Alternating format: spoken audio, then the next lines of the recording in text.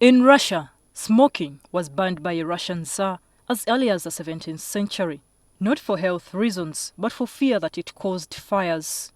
That was short-lived as it later became legalized, making Russia the second largest tobacco market after China. 7 out of every 10 smokers in Russia are men, while the remaining 3 are women, like 29-year-old Anna Semenova. When it was 50s or 60s or 70s, it was not normal for a woman to smoke because she's considered as a prostitute or as not educated woman. But now we have that feminism and women are like men, what is actually kind of strange and weird. And that's why a lot of women smoke. When her music teacher died, Anna, a music lover, decided she did not need to have a nice voice after all. And that marked the start of her addiction to smoking. The World Health Organization, through its framework Convention on Tobacco Control, is trying to curb excessive smoking through measures such as having scary pictures on packages to scare the smokers. A lot of people are unaware of the harms of tobacco, and this is why the warnings are so important. Anna is not naive. She knows the danger. You have a scary picture on the pack. You look at it and you do not believe it. My teeth are not like that. My hands are quite healthy. So you think that it's lying to you. The question still remains, is it possible to really control tobacco whereby the demand is rising? Like here in Asia, most of the people are addicted to the products. I was smoking since I was 17 and now I'm 28 years old. It's become a habit when you start smoking and smoking day in day to day. Don't you want to quit? I was planning to quit actually, but it's difficult. It's so difficult. He's one of the almost 5 million smokers in Malaysia, one of the countries with a high percentage of female deaths due to smoking. One cigarette just to try, just to see how it is. It is not nice, and even now, it's like 12 years, and it's not nice. You would think that with this attitude, she would quit, but no. The cigarette still seems to have its hold. Findings in the 2011 Uganda Demographic and Health Survey indicated that women who gave birth to children with low birth weights and small sizes were mainly smokers.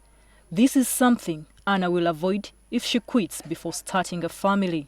Of course it's harmful. Of course if I will have children, and I will have children, I will quit. As a woman, she's also more susceptible to all lung diseases. According to the International Union Against Tuberculosis and Lung Disease, almost 3 out of every 16 deaths worldwide amongst women are attributable to lung diseases. These include chronic respiratory infections, chronic obstructive pulmonary disease, tuberculosis, trachea, bronchus and lung cancer, as well as asthma. The leading risk factor is tobacco use. Indeed, according to the director of Uganda's Cancer Institute, the contact that smoke has with anyone's body is through the respiratory system. Some of the commonest cancers that are related to tobacco use are those that are found along the airway. Patients present with cancers of the throat, the lips, the lung and the stomach, amongst numerous others. Smoking is feared to be on the rise amongst women. It kills 1.5 million women each year. Statistics show that 200 million women globally now smoke. Smoking also contributes highly to heart diseases, low sperm count and impotence in men. When it comes to tuberculosis, according to the union, exposure to active and passive smoke increases the risk of infection.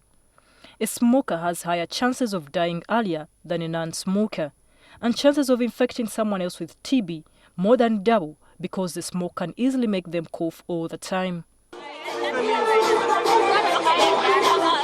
Another emerging fear for health experts is shisha, also known as hookahs, herbal bubble or water pipe. To some Ugandans and elsewhere, it is trendy because of its flavor and aroma, and they have been led to believe that it is harmless. A report by Canada-based Non-Smokers' Rights Association indicates that this could be more dangerous than cigarettes. According to the report, Such a session could actually be equivalent to smoking between 100 and 200 cigarettes. Back to Anna, protection should mostly be for the non-smoker. I think that we shouldn't talk much. We should just ban smoking inside the buildings, public places, and houses. This is catered for in Article 8 of the WHO FCTC guidelines. The acronym that's used for the strategies of the FCTC are empower, monitor the policies and the use. P, protect people from exposure to tobacco smoke. O, offer help for people to quit. W, warn about the dangers. That's in terms of advertising campaigns, but it's also in terms of packaging and labelling. E, enforce bans on advertising, promotions and sponsorship. And R, raise taxes. In public health, tobacco has the most evidence and the strongest track record in terms of efficacious strategies. In those countries where these measures have been implemented successfully, for sure, you see exposure to tobacco smoke drop, you see the prevalence of smoking drop, you see the tobacco-related illness and mortality drop. Uganda is signatory to the WHO treaty and is mandated to effect the Empower strategy to help reduce a global killer of about 6 million people and 600,000 innocent passive smokers. Florence Saliba, NTV.